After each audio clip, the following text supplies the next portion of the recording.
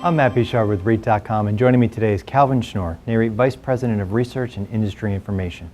So Calvin, we heard a lot about the jobs report during the two conventions, and the August employment report came out. Is it as bad as it looks? Unfortunately, Matt, it is. There really was no silver lining here. This was a disappointing report. The headline number that everyone looked at was the growth of payrolls, non-farm payrolls up 96,000. That's relative to an expectation of 125,000, but really 125,000 was a pretty low bar to begin with. If we can look at the first chart here, this looks at actually private payroll growth, so it takes out the effect of the census workers last year. We should be seeing payrolls in the range of 200,000 plus or more to indicate a healthy recovery.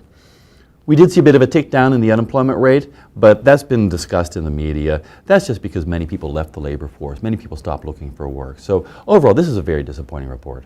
So focusing on the commercial real estate market, what does the report tell us about the various property sectors? Well, the news for most property sectors was also fairly bad. Let's take a look first at what it says about multifamily. If we look at the next slide here, the unemployment rate of the young adults, age 25 to 34, has moved up over the past 4 months. Actually, this age group has lost jobs for 4 months in a row.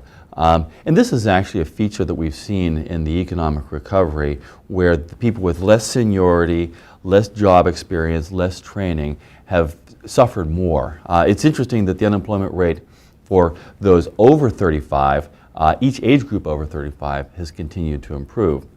Now, the reason why this is important for the multifamily is it's the young adults, 25 in their 20s and 30s, that are primarily forming new households. They're the ones who are signing the leases or would be signing the leases. So these weak numbers on employment for young adults, and this includes the teenagers and the under 24 as well.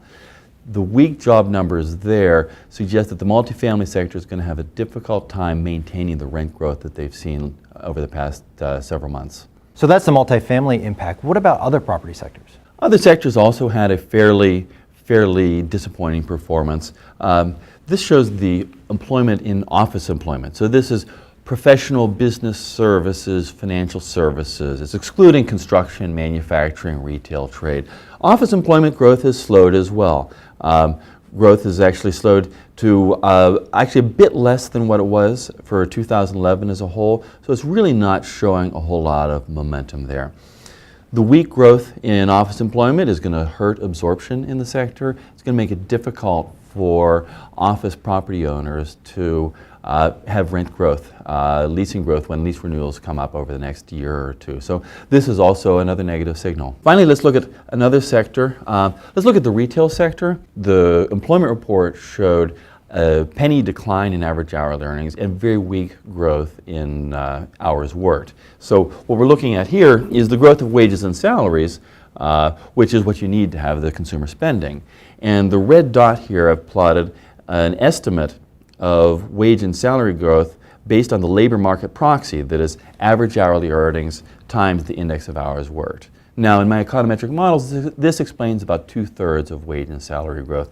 And you can see it's really ground to a halt. It's going to be difficult for consumers to maintain their rate of retail spending if we don't have more wage and salary growth. We also heard a lot during the conventions about the healthcare market. What's the impact there? Well, the healthcare sector shows a little bit different pattern from everything else.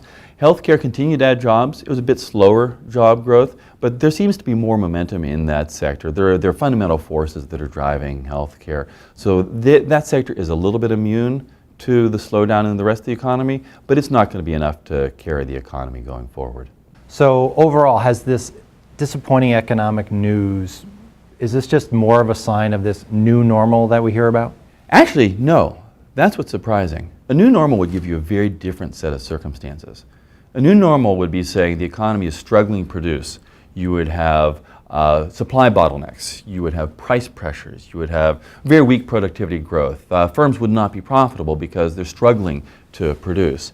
I would be concerned about a new normal if you saw moderately good job growth, but not able to have the top line GDP growth. We're really having the reverse here.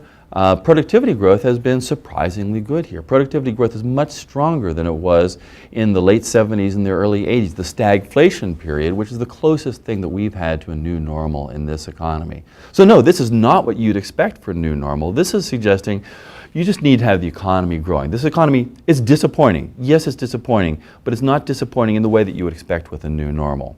So that's important for the property sector going forward, because what it says is you still can expect moderate GDP growth in 2013, gaining momentum into 2014. So those sectors that are really counting on economic recovery should see that recovery next year. Calvin, thank you so much for joining us. My pleasure, Matt. For more on this and other REIT news and analysis, be sure to visit REIT.com.